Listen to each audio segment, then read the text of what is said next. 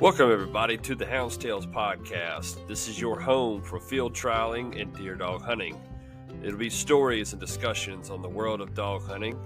So let's drop the gate, cast your hounds, and get ready for another episode of the Hounds podcast. The Hounds podcast is proud to partner with Outdoor Dog Supply again for the 2025 season. Outdoor Dog Supply is the leader in online garment sales with their world-class trade-in programs.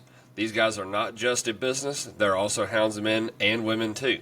They test their products out in the field and really put them to the test. Get the latest in garment equipment, stay locked and ready with field trial equipment, collars, leashes, and so much more. Visit their website today at outdoordogsupply.com, and we want to thank Outdoor Dog Supply for their support not only for the podcast, but in the field trials across the country. When you're looking for your next purchase and equipment, keep Outdoor Dog Supply in mind. Now let's get this episode started, guys. Thank y'all so much. Welcome, everybody, to the Hounds podcast. In this episode, we're going to try something a little new here. I was trying to think about it today. I did kind of struggle on getting a guest lined up, and that's my fault. Again, I know y'all have heard that a few times this year, and I do apologize for that. I had a very busy weekend, and then we ended up running dogs yesterday on Monday night, so didn't really get a very good opportunity to get a guest lined up, and we got a vacation this weekend. We're going to the beach, so I was trying to get everything prepped and ready for that. I'm trying to put an engine in a truck. I mean, I just got a lot going on, so no excuses, but I just didn't have the time, so I do apologize. I'm going to try to get on that for this coming up week. We're going to see how that goes, and hopefully we can make something happen there. But on this episode, I've been thinking about it today. I was like, man, I want to try something different. So what we're going to do on this episode is I want to make this an interactive episode. That's what I'm going to call this episode, is the interactive episode. We're going to do this maybe step one or part one, whatever you want to call it. Excuse me. Oh, man.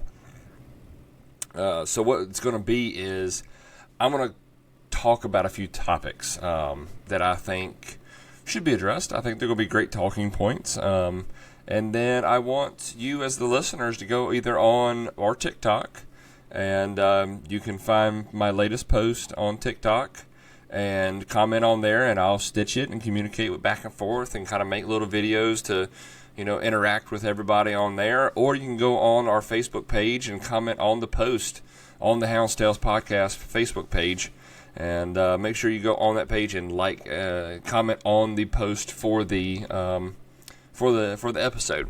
If you have something that you want to speak on, if you have an answer, if you have an idea about something, there's going to be lots of different things that I'm going to talk about on here for anywhere from social media to field trialing to the podcast itself. Where do we go?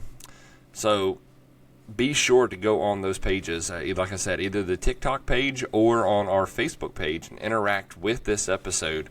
Like I said, it's going to be a little different, so I'm going to try the best. And if you're listening on YouTube, be sure feel free to comment away on YouTube. I'd love to hear some response back. Just something I thought it'd be kind of cool to get everybody involved on this one, and give everybody a voice. This is kind of what the idea behind the platform was anyway, was to help better things. And I think asking some questions that maybe some people are nervous about, or maybe some that need to be addressed. Excuse me. So before we get into those questions, for one, let's start off with what we've been doing. We're going to start off with our quote for the week, and this one comes from a man named Truman Capote. It is, "Failure is the condiment, and it gives success its flavor." I thought that was pretty neat. And then our Bible verse for the week is "Let hunting not just be about the harvest, but about honoring the one who made the land, the game, and the hunter." It comes from Genesis 10:9. That one really, I thought, was pretty powerful, honestly. And I think a lot of us out there in the woods can associate with that. While I know gathering at church is always great, And I fully support that and try to get there as much as possible. But there is something special about being able to be out there, either in the woods or listening to the dogs sing by yourself. That's my church. I do have my own church as far as a gathering church, but get out there and listen to them dogs sing alone in the woods. That's my church. That's when I feel closest to God. And I think there's a lot of people that could associate with that. So, all right, real quick, we're going to do a quick word from one of our sponsors, and then we'll get right into this thing right after this. The Hounds podcast would like to take a minute and talk about our friends over at Cajun Lights. When pleasure running at night or judging those nighttime field trials, you can put your trust in Cajun Lights. With the economical Cajun Bayou for the every now and then light user, the Cajun Micro for the nighttime feeds and around the house times, then the top level Cajun Blinder for those hardcore crossing getters at night. The Cajun Lights are headlamp style light that free up your hands for voice recorders or your GPS. They offer flood style lights in red, amber, and a white walking light. Then the top of the line 4-level main beam light. If you're having a hard time catching crossings at night, give the Cajun Light a try, and the red and amber setting to catch the game without distracting them, and with the easy flick of a switch, go back to your main beam light to catch your hounds in action and get those numbers. Visit their website today at CajunLights.com, and at the checkout, make sure you fill out the survey after your purchase and select Hounds Podcast to receive 5% off your next purchase with Cajun Lights. Now, let's get back to the episode. All right, so first topic on the agenda of what I have is I would like to know some opinions. Social media. And this goes across the board. This is for field trial guys. This is for deer dog hunters, hog hunters, bear hunters, all of it. Is social media killing us? And what can we do to improve it? I'm going to give everybody my opinion. I have a podcast page. I think social media can... oh my gosh, excuse me, that sounded horrible. I think social media can be and should be used to show how beautiful and amazing what we do as a whole is. From the sound of the hound and how much it's, just how beautiful it is as a whole, how it brings peace and comfort to some people, all the way down to maybe, and I've heard these stories before, maybe you've had people that are in a rough part in their life and they went to and listened to these hounds sing for 3 or 4 hours out in the woods, and it just changed them, gave them something to do. Think about these young kids that are getting into the sport. They're out here running these field trials, they're out here running these hounds on a Saturday night, when instead of doing that, they could be out, doing drugs, whatever, who knows? I don't know, just throwing that out there. I mean, I feel like the sport as a whole should be promoted in a good, ethical, positive way.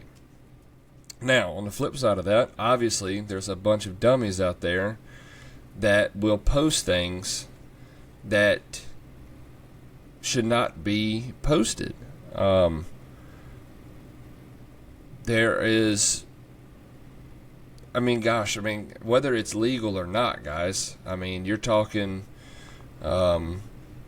there's lots of different examples, and I'm not going to go through and name different things, but, and that's not what we need to do here, but, and I don't really want that kind of thing brought to light on the comments either, guys. So what I'm looking for is, guys, is on this response is, what are some of the ways that we can manage ourselves as a whole?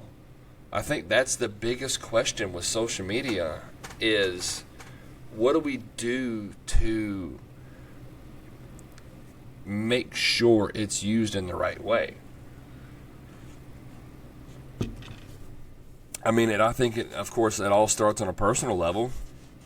I think before you make any post, you need to really sit down and think of, can this be used against us? Whether it's completely harmless or not, guys. I mean, you're talking the dog's running too close to a piece of game. That could be used. Just different things. You got to be smart when you're posting, guys. Less is more. Less is more, and posting nothing but positive outlooks is going to help save this sport.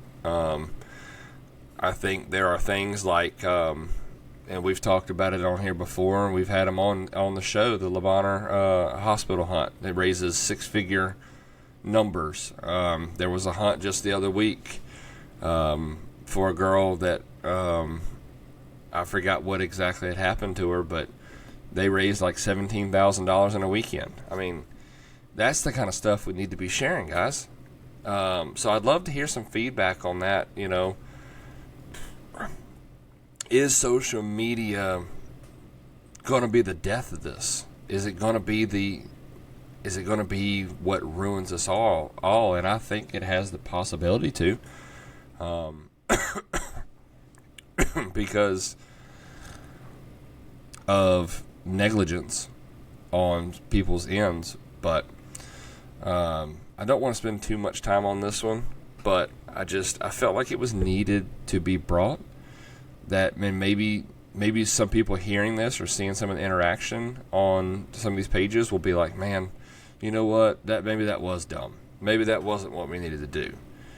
Maybe there are things that I can improve on as far as presenting an image. And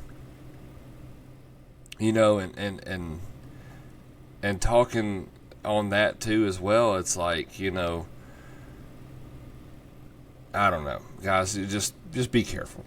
I'd love to hear some feedback on that. This next one is going to be, I think, the biggest conversation point, honestly, from what we're talking. And this is, we're going to go into the field trialing here, guys. The first question I want to ask on the topic of field trialing: where do we go from here? Looking back, I wonder what the generation back that was running in the 80s and 90s and into the early 2000s, what those guys think. Of course, we've had some guys on here that did run back in those times, and we've talked about the change. We've talked about how different things are with the sport as a whole since then. The involvement, it's an ever-evolving sport, like anything. I don't care what you're talking about. Look at NFL, look at NASCAR, whatever. Think about, and use NASCAR as a prime example. 40 years ago, which is weird to think 40 years ago is the 80s, but anyway, 40 years ago, we're running around these tracks at 180 miles an hour in a car that was pretty much a gutted car with a little bit of performance stuff on it that you can go and buy at a factory. And we're out there in a lap belt and a chest harness with an open face helmet. Now these guys are out there in full-blown race cars. There's nothing stock about a stock car, and in safety equipment that is just asked to just through this world. I mean, these guys are going 200 miles an hour, hitting the wall, going from 200 to 0, and getting out of the car and walking away. There's different speeds, there's different air packages, there's different setups, the chassis are different. Everything about the sport's different. Anyway, I feel like field trialing has gotten to be the same way. I mean, we've talked about it many and many times on here that you talk about the guys that have been in it for a while. You used to be able to show up to a field trial back 15, 20 years ago, and if your dog was in great shape, you beat half the field. Now it's not like that.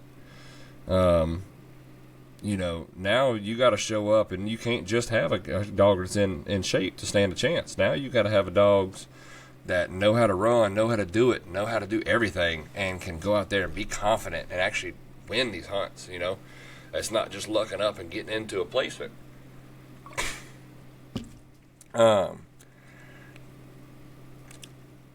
But with the involvement of the sport, it's where do we go from here? And on the first topic of, the side topic of this conversation is the growing that the sport good or bad for it? What I mean is, you hear it all the time, is back 15, 20 years ago, from what I hear, I wasn't in the sport, so I'm just going off of what I've understood and just listening to people talk. Back in the just that short amount of time, it was, 1 or 2 hunts a month up and down the East Coast over to the Midwest. It was only a handful of hunts a month that you could even go to. Now, you got particular weekends. There's a handful of hunts that you can go to on any given weekend. Now, I'm talking multi-days. Now, don't get me started on the 1 days. 1 days, good Lord. Every weekend, you could probably find at least 5 or 6 1 days going on. The sport has grown at a tremendous level. And I feel like we're on the brink of having to decide where we go from here. It's kind of like, I've listened to this conversation on some other podcasts, is, coon hunting. As far as a competitive dog hunting sport, coon hunting has always been the leader.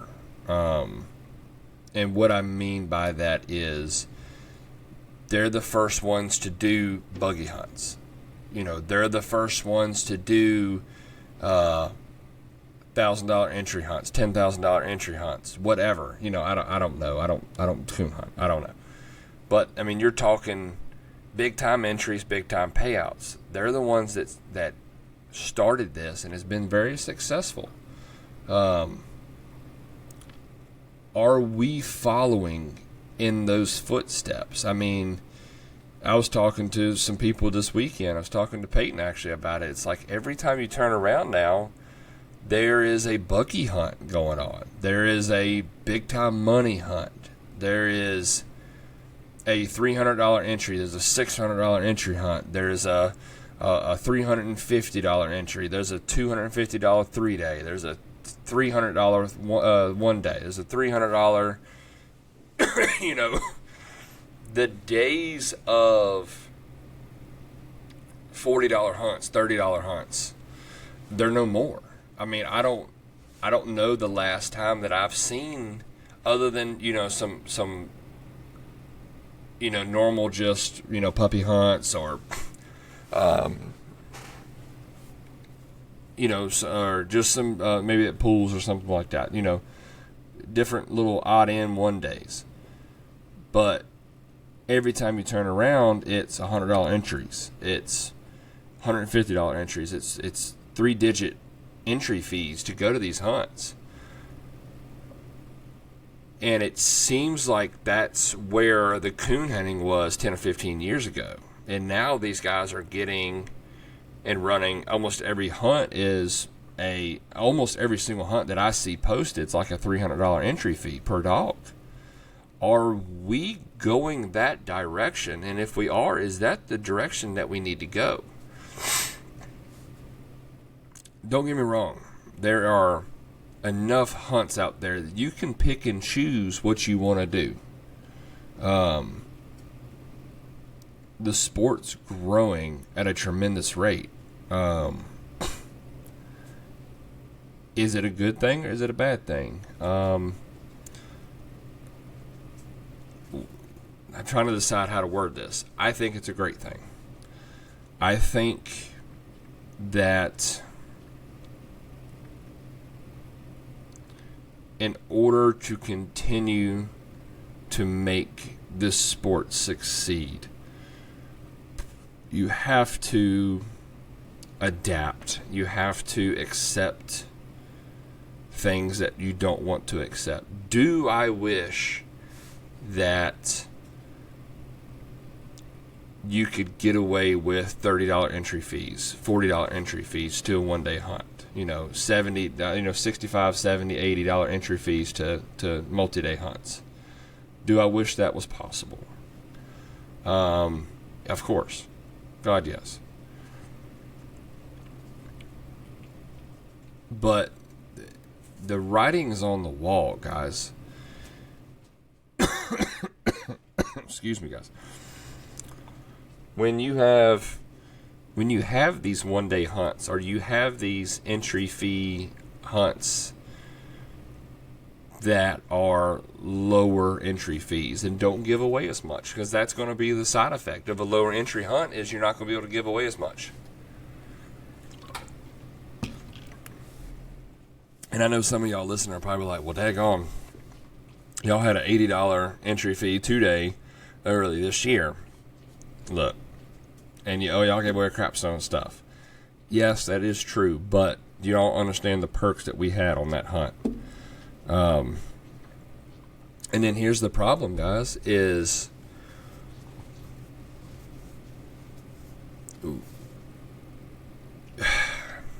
man, it's such a double-edged sword, and this is where I really like to hear some opinions on it.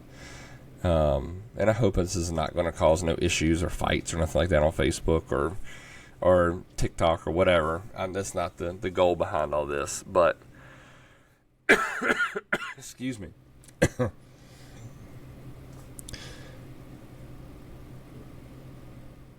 But the getting in, golly, I'm trying to gather a good thought on this, guys, because it's such a weird subject. I love the fact that there are so many hunts out there that people can choose, but I see it going in the direction where, and like I said, I think it's a double-edged sword. I'm going to play devil's advocate on both sides here, okay? And this is just what I see. And before I even get started, I think growing is a great thing. I think getting to the point where it is big prizes, big payouts, I think that has a place in the sport. But I'll play double-edged sword on both things, okay? On the positive side, on where it looks like the direction that it's going. Everybody wants to see, when you go to a hunt, you want to feel like it was worth going. You want to finish, when you finish 7th, you don't want to finish 7th and come away with a rocking chair or a bag of dog food. If you go to a multi-day hunt, now I'm going to speak on multi-day hunts. One day is a little bit different. Well, even one-day hunts. You've dedicated a weekend. You've dedicated a night that you could be doing things. You could be spending time with your family. That you could be doing lots and lots and lots of other things. And you go and you place inside the top 10. You beat 70 dogs. You beat 100 dogs. You beat 300 dogs. Whatever the case may be. You go down there. You had a great weekend. You didn't win, but you finished top 10. Multi-day hunt. Now you're eligible to go into the Invitational. Now you're eligible for the World Cup. But if I'm going to do all that, personally, I would like to receive something. Don't get me wrong. It's not about the prizes. And I don't feel that way. It's not about the prizes. But I can tell you, me personally, if I had 2 hunts on the same weekend, one was a $70 3-day, and they're going to give away silver and a collar to the winner. And that's it. No dog food, no cash prizes, the winner gets a dog food, and you get a $15 piece of Crystal Plate. That's it. It's done. No more. Or I'm going to double that. I'm going to pay $150, $200 per dog. And I'm going to go, and if I finished 8th, I'm coming away with 5 bags of dog food, a lead, a cover jacket, maybe a collar. I'm walking away with at least what I spent on my entry fee coming back home with me. I'm going to choose that. Me personally, I'm going to choose that bigger money hunt. I'm going to choose that. I'll take 2 dogs to the big money hunt versus taking 5 dogs to the little money hunt to get nothing back. Yes, little money hunt, you're still going, you're still getting qualified, you're having a great time. There's nothing wrong with that. I'm not knocking that at all. This is me personally, what I would choose. I think that the lower money hunts need to survive. And that's tough, especially coming from what I just said. They need to survive because you got guys that are getting into the sport that are learning, that are adapting, and not everybody has these jobs. I don't have a job that spending $250, $300 on an entry fee is easy. And you got guys that are going to be in college, getting out of college, just getting their life started. Maybe they're not going to college. Maybe they're just fresh out of high school, got their first dog for $150 and want to come try this 3-day stuff out. While I don't suggest doing it without coming and at least experiencing one first,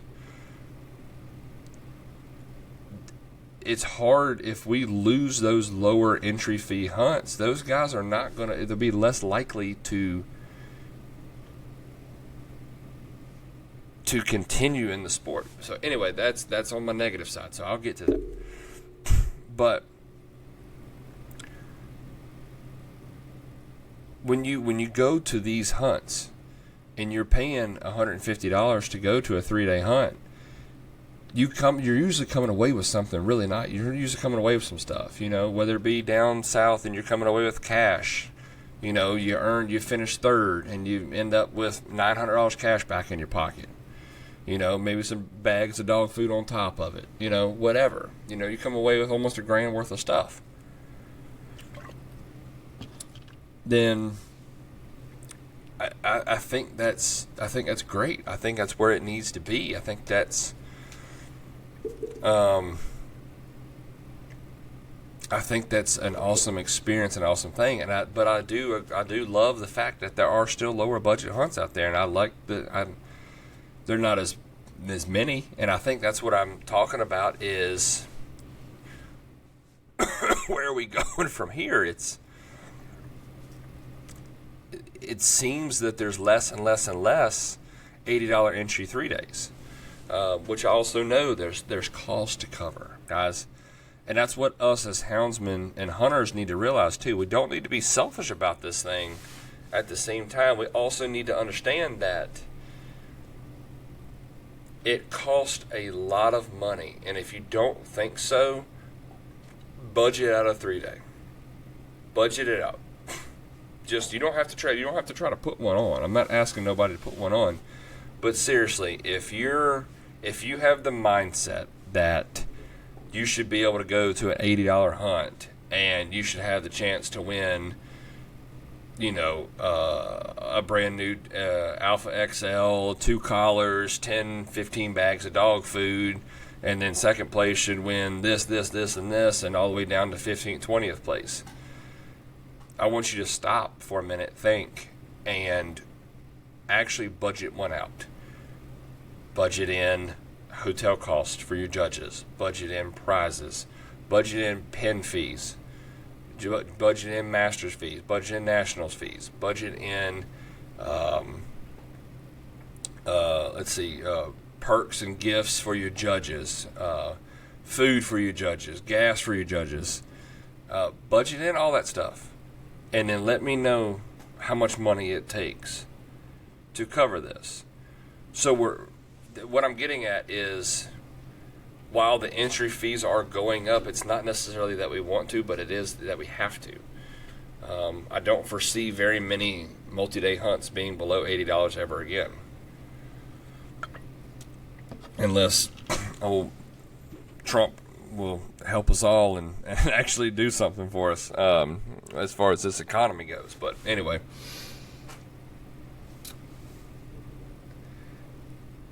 It is this direction that the sport is going money-wise. And another thing behind that, too, is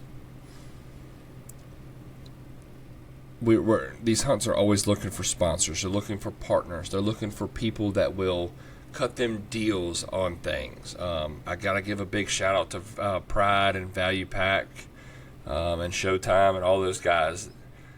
Y'all are world-class and treat the field trial guys so good. And I love that. But not every company can do what they do. So when you have these guys that are going and looking and saying, going to a sponsor saying, hey, I'm having a hunt, it's going to be this many people, we're only giving away this amount of stuff, we're looking for some sponsor help. But you have another hunt that says, yeah, my entry fees are up, this is going to draw in some of the biggest competition across the country. Their sponsors are more than likely going to venture to the one that's going to get the most attention. That's just a business standpoint. So I'm not saying that they would only do that. They would only venture towards the big money hunts, but it sure does look better when the big money hunts are getting the attention that they're getting. And that's across the board, guys. So, that's just another note to think about. It's like, if we're going to keep drawing in partners, or if we're going to keep drawing in sponsors, then we got to make sure that it's looking good on them as well. They want to be involved with, for example, think about it this way.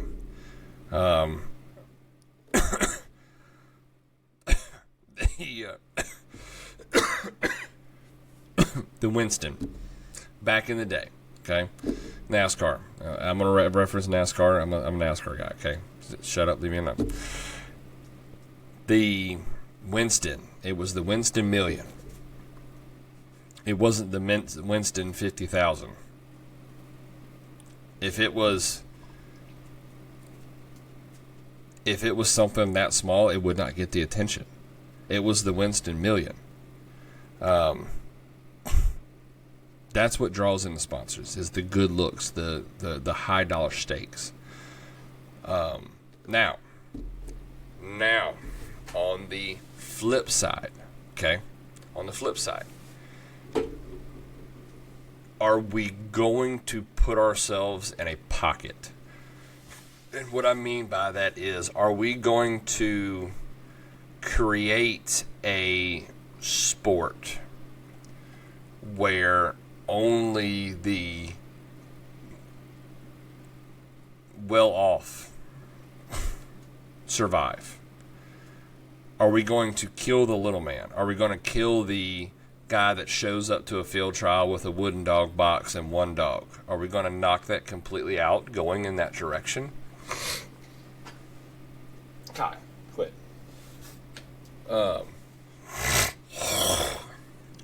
Excuse me.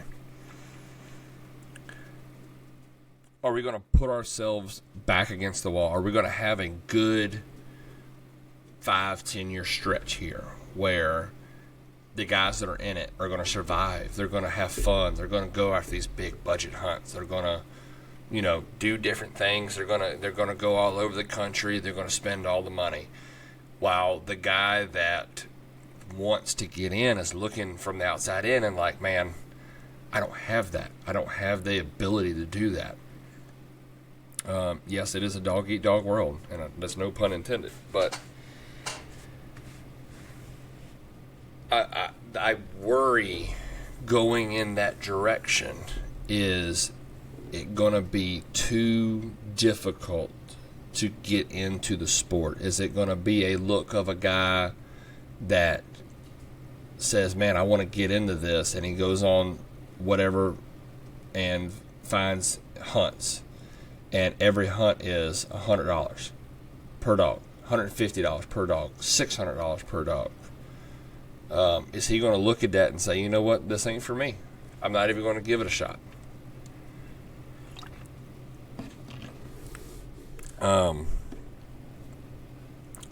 Is that the direction the sport's going? And is that going to kill it? Is that going to get us to the point where nobody wants to even attempt it because they're scared of the entry fees? I don't know. And I hope and pray that there's enough hunts out there that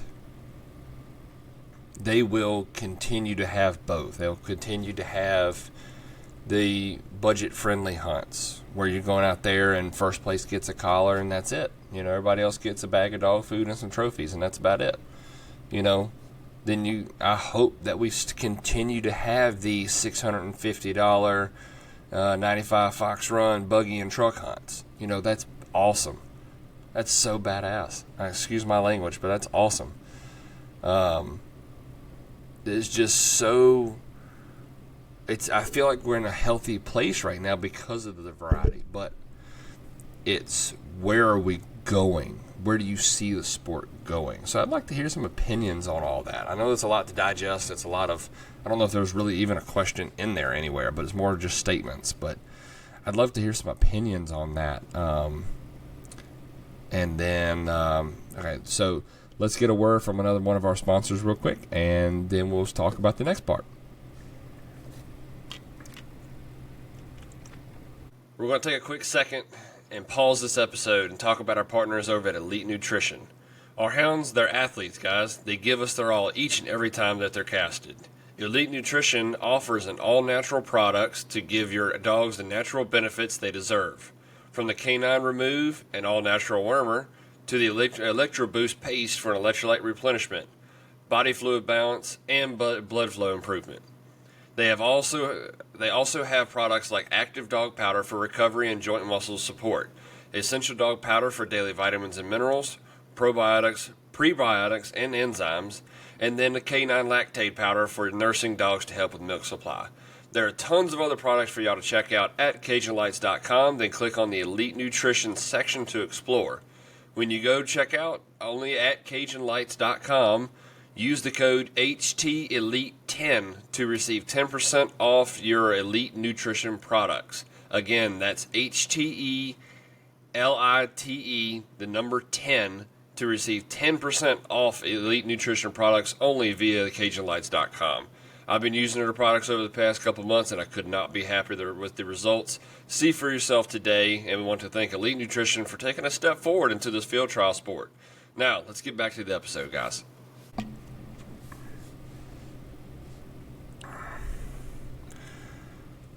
All right, so I know this is a conversation, and this kind of goes along a little bit with what we were just talking about. What new can be brought to the table?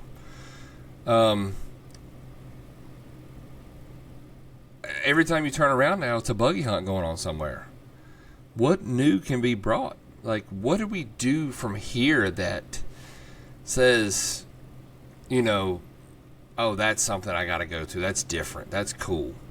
I tried the series, and I think the series did very well last year. This year, not so much, and I don't know if that's just the ideas getting worn out or if it was me not promoting it like I should, or what was going on with this. But I don't know that the series will happen again next year. What are some ideas of things? What would you, as hunters, as listeners, as houndsmen, what would you like to see come up? If Because, I mean, next year I want to put I do want to put hunts on. I'm not done putting on hunts. We still have the Virginia Classic Association, the one with me and Peyton and a couple other guys. We're going to continue that that hunt. The Hounds Tales Running Hound Association is going to continue. We're going to do things. We're going to have hunts. I'm probably going to be multi-day hunts, but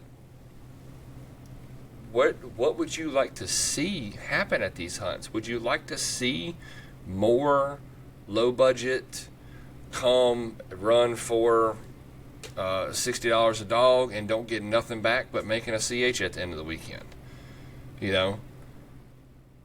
Or would you like to see $200 entry fees and get something different back? Do we do more multi-day hunts for bigger prizes? How do we make it worth it to y'all for the hunters? That's what we want to hear. So I'd love to hear some ideas on that, of if we're going to do a $200 entry fee hunt, what would you like to see come back to you as the hunter? What are some prizes that we could do? Obviously, if we go to Carolina, obviously cash is king. That's always the easiest, the best. But if we are going to do physical prizes, what would you like to see? What would you like to be competing for?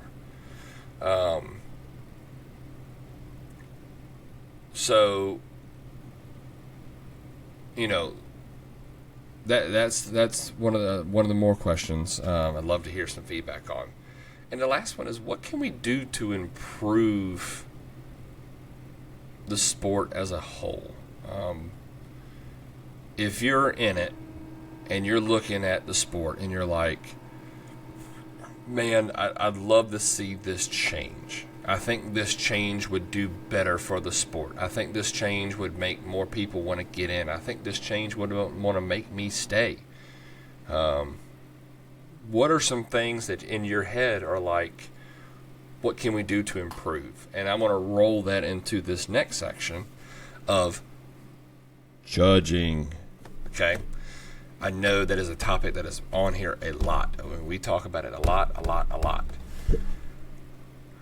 How do we get more people to be involved with judging?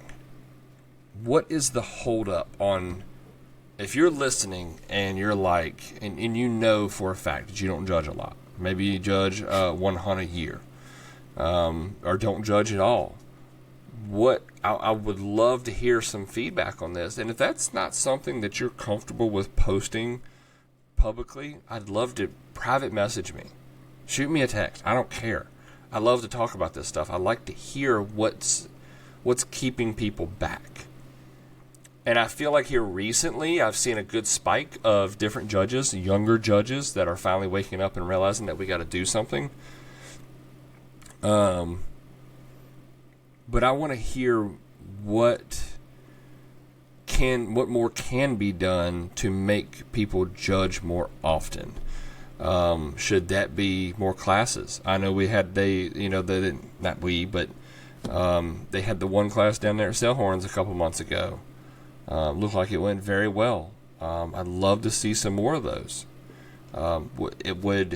Taking a course or a class, whatever you want to call it, in judging, would that give people more more of a ambition to go judge? Incentive programs, like Mr. Joey Fowler, they do down at C&M. Is that something that needs to happen across the board?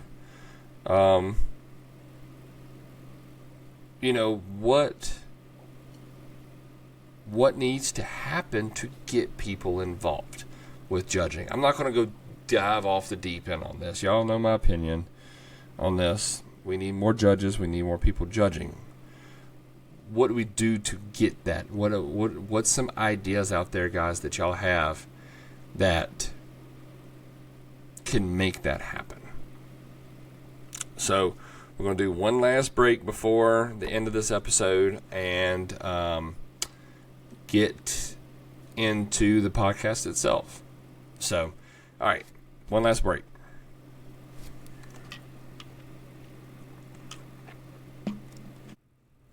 right, guys, one last interruption real quick on this episode. Want to take a second and give a big shout out to our friends at Low 10 Outfitters. Our apparel for not only the podcast but for the pin series for this year is up and live. If you visit low10outfitters.com, you can purchase your Hounds podcast apparel. That'd be hats and t-shirts. And then if you're a part of the pin series or want to just help out with the series and go order some shirts, don't forget you can get those shirts too to be shipped directly to your door. Then if you're also looking for custom apparel for your kennel or just a dog in general, whatever you want, check their whole website out. There's plenty of stuff that they offer with great products. Thoroughly impressed with everything that I've gotten from them. I still have a hoodie that when I first got into this sport I got, this has been 3 or 4 years ago now, and it has not lost any life in it yet. So be sure to check these guys out, low10outfitters.com, and thank y'all. I want to thank them for their partnership, and thank y'all for listening, guys. All right, let's get back to the episode.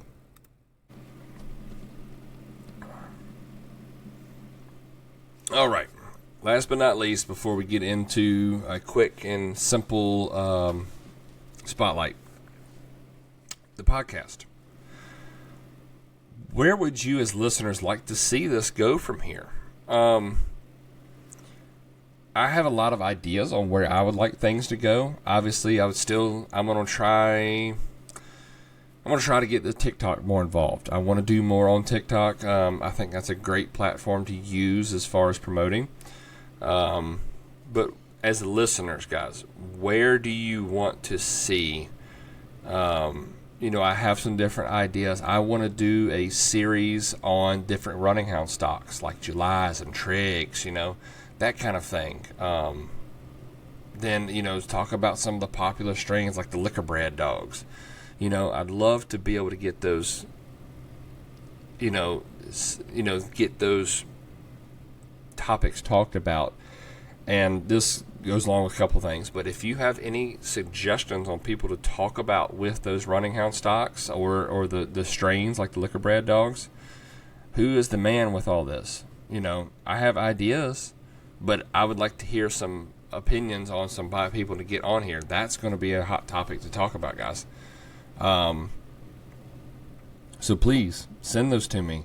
And other guests, guys, I actually did lose my freaking notebook that had all my guests that I was going to try to get on wrote down. So if you have made a suggestion to me about getting somebody on here, please message me again, and I'm going to write it down somewhere else. Well, I'll probably put it on my phone, honestly, this time instead of putting it on paper. Please message me with suggestions on guests to get on here. And I will definitely do my best. So where do we go from here with the podcast? One thing, and I know I've talked about it a few times, please forgive me for these solo run episodes. I do work full-time. I do have running dogs. I have a 3-year-old. I have a wife. I have a house to take care of. I could go on laundry list for excuses, but it's not what we're doing here. The reason I say all this is sometimes it is very, very, very difficult to line up times to get guests on.